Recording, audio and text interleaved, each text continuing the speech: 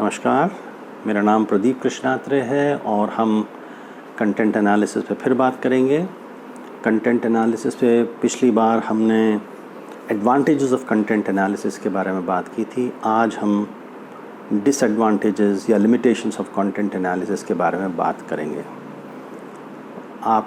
एक बात को मैं पुनः दोहराता हूँ, पहले भी दूसरे अपने लेसन्स में कह चुका हूँ कि जो भी मेथड या जो सैम्पलिंग का हो या डेटा कलेक्शन का हो, हर चीज़ का, हर मेथड का, चाहे वो स्टैटिस्टिकल एनालिसिस का ही क्यों ना हो, उसके कुछ एडवांटेजेस होते हैं, उसके कुछ लिमिटेशंस होते हैं। इस बात को हमें ध्यान में रखना ज़रूरी है। और जब आप अपने पीएचडी को डिफेंड करते हैं, अपने थीसिस को डिफेंड करते हैं, तो इस बात का आपको विशेष रूप से ध्यान रखना चाहिए क्योंकि कभी कभी पीएचडी के जो एक्सटर्नल एग्जामिनर्स होते हैं वो ऐसे सवाल पूछ लेते हैं जो किसी मेथड के लिमिटेशंस की तरफ इशारा करते हैं जो आपके पीएचडी में लिखा हुआ नहीं है। तो आपको जानना चाहते हैं कि भाई आपने ये स्टैटिस्टिकल मेथड या ये सैम्पलिंग मेथड आपने इस्तेमाल कर लिया है, इसके लिमिटेशन से आप पूरी तरह से वाकिफ़ हैं या नहीं। ये बहुत ज़रूरी है आपको इसके लिए लिमिटेशन समझना। उस संदर्भ में हम आज जो है कंटेंट एनालिसिस की लिमिटेशंस क्या, उसके डिसएडवांटेजेस क्या हैं, उसके बारे में संक्षिप्त चर्चा करेंगे। ये चर्चा ज़्यादा लंबी नहीं रहने वाली है क्योंकि इस मेथड की जो लिमिटेशंस या डिसएडवांटेजेस हैं वो प्राय कम हैं, जैसे सभी के होते हैं। तो सबसे पहला, जब आप कंटेंट एनालिसिस करने की सोचते हैं तो आपके पास पूरी सामग्री इकट्ठी होनी चाहिए।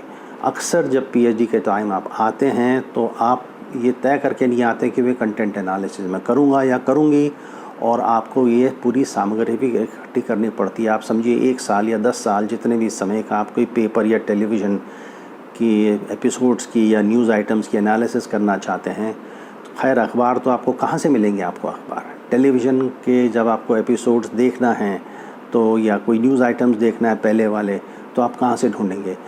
मैं आपको ये बताना चाहता हूँ कि ऐसे हर जो है, चाहे वो प्रेस हो या वो टेलीविज़न हो या कुछ और हो, उसकी ऐसी संस्थाएं इस देश में उपलब्ध हैं, हिंदुस्तान में हैं, जहां से आप ये चीज़ें ख़रीद सकते हैं। तो आप अपने सुपरवाइज़र से, अपने डिपार्टमेंट में किसी और से पता लगाइए या मुझे मेल कीजिए। जैसे मैंने आपको बताया कि आजकल मेरे वीडियो के नीचे जो संक्षिप्त जानकारी मैं देता हूँ उसके नीचे अपना ईमेल आईडी भी देता हूँ, तो वहाँ से शायद मैं आपको कुछ मदद कर पाऊँ कि मैं एड्रेसेस कम से कम शेयर कर पाऊँ। तो एक तो सबसे बड़ी समस्या आपके सामने ये होती है जब आप कंटेंट एनालिसिस करना चाहते हैं कि वो मीडियम, अगर पिछले वाला करना चाह रहे हैं तो फिर वो पूरे जो है पुराने अखबार या पुराने न्यूज़ आइटम्स या पुराने सोशल मीडिया के सब जो मेल्स हैं वो सब कहाँ से लाएंगे आप, ये बड़ी दिक्कत हो जाती है। खैर, आपने किसी न किसी तरह ये आपको ले लिया है, आपने मंगा लिया है, आपके पास उपलब्ध हो गए हैं, या आप आगे की सोचते हैं। समझिए अगर आपने आज पीएचडी की है और आपको 3 साल टाइम मिलता है पीएचडी लिखने का, तो फिर आप जो हैं आप ये कह सकते हैं कि भाई मैं आज से अगले 3 महीने या 6 महीने या 1 साल के अखबारों का विश्लेषण करने वाला हूँ, और फिर वो अखबार या टेलीविज़न के प्रोग्राम को या आप ख़रीद सकते हैं या मंगा सकते हैं या रिकॉर्ड कर सकते हैं, कुछ ना कुछ आप कर सकते हैं। खैर, तो आपने किसी न किसी तरह जो है अपनी सामग्री इकट्ठी कर ली है। दूसरी समस्या ये आती है कि इसकी जो एनालिसिस होती है इसमें जो है काफ़ी समय लगता है, ये काफ़ी पेनस्टेकिंग, काफ़ी टाइम कंज्यूमिंग और एक तरह से माने तो काफ़ी एडमिनिस्ट्रेटिव और क्लरिकल जॉब है ना। मतलब ये कि अगर आप सर्वे करते हैं और अब आप लोगों से बातचीत करते हैं तो कम से कम एक नए आदमी से बात कर रहे हैं, उसकी जानकारी ले रहे हैं, उसका दृष्टिकोण प्राप्त कर रहे हैं, तो इंटरैक्शन का आपको एक फ़ायदा होता है। आप नई जगह जाते हैं तो कुछ ना कुछ मतलब आपके सामने ऐसी चीज़ होती है कि आपका थोड़ा लेवल ऑफ एक्साइटमेंट थोड़ा सा होता है। मगर यहाँ तो जैसे मैंने कहा कि ये अनऑब्स्ट्रूसिव मेथड ऑफ एनालिसिस है, तो आपके सामने अखबार है या टेलीविज़न का आपके सामने स्क्रीन है, वहाँ देख रहे हैं, आप एनालिसिस कर रहे हैं, तो आपको समय इसमें बहुत लगता है और आपको इसके लिए तैयार होना चाहिए। मेंटली आपको इसके लिए तैयार होना चाहिए कि आप ऐसा काम करने को तैयार हैं। दूसरी बात ये होती है कि कभी कभी जो है ना, आप एक ख़ास किस्म के आदमी होते हैं। मतलब कुछ लोग बाहर जाके लोगों से बातचीत करने में एक्सट्रोवर्ट्स होते हैं, तो ये लोग काफ़ी अच्छा सुख प्राप्त करते हैं। कुछ लोग थोड़े इंट्रोवर्ट्स होते हैं, डेस्क पे बैठ कर काम करना चाहते हैं। तो ऐसे व्यक्ति जो डेस्क पे बैठकर पूरी ईमानदारी और पूरी ईमानदारी के साथ काम करना चाहते हैं, उनके लिए शायद कंटेंट एनालिसिस जो है एक अच्छा तरीका है कि आप कोई आपको डिस्टर्ब नहीं करता, किसी को आप इंटरवेंशन कहीं नहीं करते हैं, किसी के आप समय पर जो है ना इंक्रोच नहीं कर रहे हैं, इस तरह की सब चीज़ें होती हैं।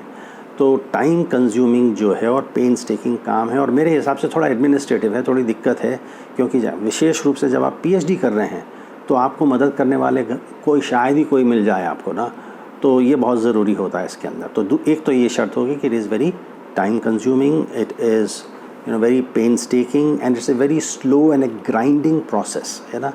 ये आपको एक तरह से रगड़ देता है, बोर कर देता है आपको एक तरह से। तो उससे आपको वो डिसिप्लिन और फैटिक से बचने का आपको कुछ तरीका आपके पास होना चाहिए। तो थोड़ी देर आपने किया, 1-2 अखबार किए, उठ के 5 मिनट घूम कर आ गए, फिर आके नए दृष्टिकोण से कुछ करना शुरू किया। इस तरह के कुछ तरीके आपको ईजाद करने पड़ेंगे करने के लिए। दूसरी बात यह है, और इसमें कभी कभी पीएचडी में भी देखा जाता है, और मैं आपको बताने वाला हूँ कि जब कंटेंट एनालिसिस लोग करते हैं, चाहे वो मास्टर्स की थीसिस हो, चाहे वो पीएचडी हो, चाहे वो रिसर्च प्रोजेक्ट कोई क्लाइंट के द्वारा आपको रिसर्च प्रोजेक्ट किसी रिसर्च एजेंसी में मिला हो, आप जो हैं उसमें कोई थियोरेटिकल बेस नहीं रखते हैं, मतलब कोई थियोरी का इस्तेमाल नहीं करते हैं। तो मैं आपको आगे चल के, जैसे मैंने कहा था, कुछ उदाहरण बताऊंगा अपने मास्टर्स और पीएचडी में, जहाँ किसी तरह की पीएचडी में कंटेंट एनालिसिस की गई और उसमें थियोरेटिकल फ्रेमवर्क इस्तेमाल किया गया है। तो थियोरेटिकल फ्रेमवर्क इस्तेमाल करना बहुत ज़रूरी है। किसी व्यक्ति ने आज से 4-5 साल पहले कम से कम ऐसे 100 पीएचडी थीसिस का अध्ययन किया था और ये पता लगाया था थीसिस का, और उसमें पता लगाया कि कम से कम, अब मैं संख्या तो भूल रहा हूँ, मगर कुछ ऐसी पीएचडी थीसिस जहाँ थियोरेटिकल फ्रेमवर्क इस्तेमाल नहीं किया था। ज़्यादातर अमेरिका में की बात कर रहा हूँ, ज़्यादातर पीएचडी जो प्रेस से संबंधित हैं, न्यूज़पेपर मीडिया से संबंधित हैं, न्यूज़पेपर और मैगज़ीन से संबंधित है, उसमें की गई थी, मगर उसमें कोई थियोरेटिकल फ्रेमवर्क नहीं लगाया गया था।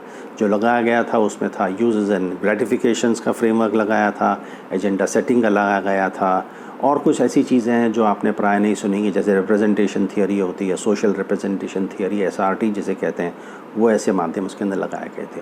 तो कंटेंट एनालिसिस में एक जो है सैद्धांतिक दृष्टिकोण लाना बहुत ज़रूरी होता है, और इसके लिए आपको जो है तैयारी होनी चाहिए। मेरा ये मानना है कि किसी रिसर्च करने के पहले स्टूडेंट का जनरली ये मानना होता है कि मुझे मेथडोलॉजी आनी चाहिए, मुझे स्टैटिस्टिकल एनालिसिस आनी चाहिए। मेरा ये मानना है कि आपको पहली शर्त पीएचडी की है कि आपको थियोरी में स्ट्रॉन्ग होना चाहिए।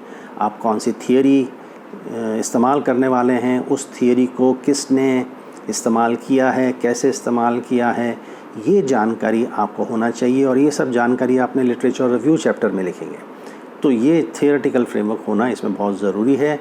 और जब थियोरेटिकल फ्रेमवर्क होता है, उसका फ़ायदा क्या होता है मैं आपको बता दूँ। उसका फ़ायदा ये होता है कि आप जब अपने कंक्लूजन चैप्टर में आते हैं, आपने स्टैटिस्टिकल एनालिसिस कर ली है, आप रिजल्ट्स आपने आ गए हैं, आप कंक्लूजन या डिस्कशन चैप्टर में आते हैं, तो फिर जो है आप वो थियोरी के एक जो खिड़की मिलती है आपको, उसके द्वारा आप अपने रिज़ल्ट्स को इंटरप्रेट कर सकते हैं, उसको एक्सप्लेन कर सकते हैं, आप कभी कभी उसको एलॉबरेट कर सकते हैं।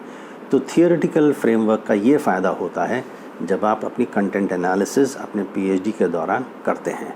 ठीक है, कभी कभी जो है कंटेंट तीसरा इसका लिमिटेशन ये होता है कि कभी कभी जो है ना पीएचडी सिर्फ छोटी मोटी कि भाई कॉलम सेंटीमीटर में बंद के रह जाती कि इसमें इतनी कवरेज थी, इसको इतना कवरेज था।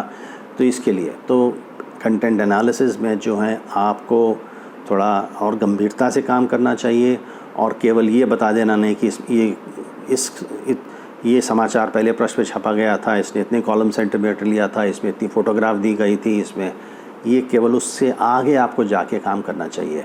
स्टैटिस्टिकल दृष्टि से कहें तो फ्रीक्वेंसी से बढ़कर आपको आगे जाके किसी तरह के कोरिलेशंस करने चाहिए, किसी तरह की स्केल बनानी चाहिए। ये सब पीएचडी के कामों में कंटेंट एनालिसिस में किया गया है, आपको भी ये करना चाहिए। तो थोड़ा सा मतलब गंभीरता से सोचना चाहिए, और यहाँ आपके सुपरवाइज़र आपकी बहुत कुछ मदद कर सकते हैं, अगर या आप खुद अपनी मदद कर सकते हैं। आपने अगर गूगल पे चले जाइए, ऐसे मैं गया था और मैंने कई ऐसे पीएचडी थीसिस थी या मास्टर्स की थीसिस थी और ऐसे आर्टिकल्स थे जिनको डाउनलोड किया।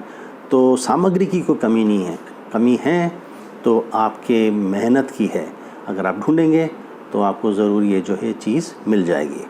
अब दूसरी बात इसमें यह है कि कंटेंट एनालिसिस का एक मेरे हिसाब से सबसे महत्वपूर्ण लिमिटेशन ये होता है कि जब आप कंटेंट एनालिसिस एक न्यूज़ आइटम या कई न्यूज़ आइटम का करते हैं, उसका कॉन्टेक्स्ट क्या होता है।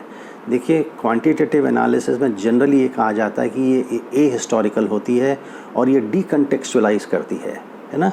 कंटेंट एनालिसिस में ये बात विशेष रूप से लागू होती है कि आप तो अध्ययन कर रहे हैं, आप वर्ड काउंट कर रहे हैं, आप कॉलम सेंटीमीटर ले रहे हैं, आप कोई स्केल बनाया आपने, सब वो कर रहे हैं, मगर जो संदर्भ जो है, इसका कॉन्टेक्स्ट जो है, वो इसमें से आप प्राय वो लुप्त हो जाता है या उसको आप नज़रअंदाज कर देते हैं।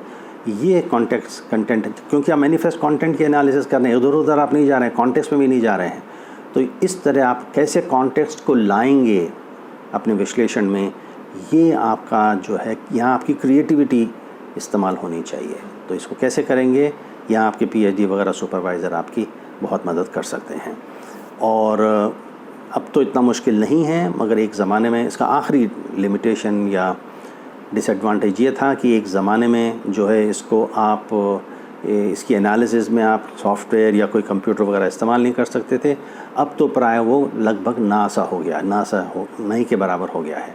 अब दिक्कत इसमें ये है कि जब आप पीएचडी करने जाते हैं तो आपको थोड़ी फेमिलियरिटी, मैं कहूँगा थोड़ा स्किल और थोड़ी एक्सपर्टीज़ भी होनी चाहिए कि आप अपने जो सॉफ्टवेयर्स हैं, अगर आप क्वांटिटेटिव कर रहे हैं तो SPSS ले लीजिए या किसी और सॉफ्टवेयर में ले लीजिए, कि कोई और क्वांटिटेटिव सॉफ्टवेयर ले लीजिए, या क्वालिटेटिव कर रहे हैं तो NVivo ले लीजिए या कोई और तरह का सॉफ्टवेयर ले लीजिए।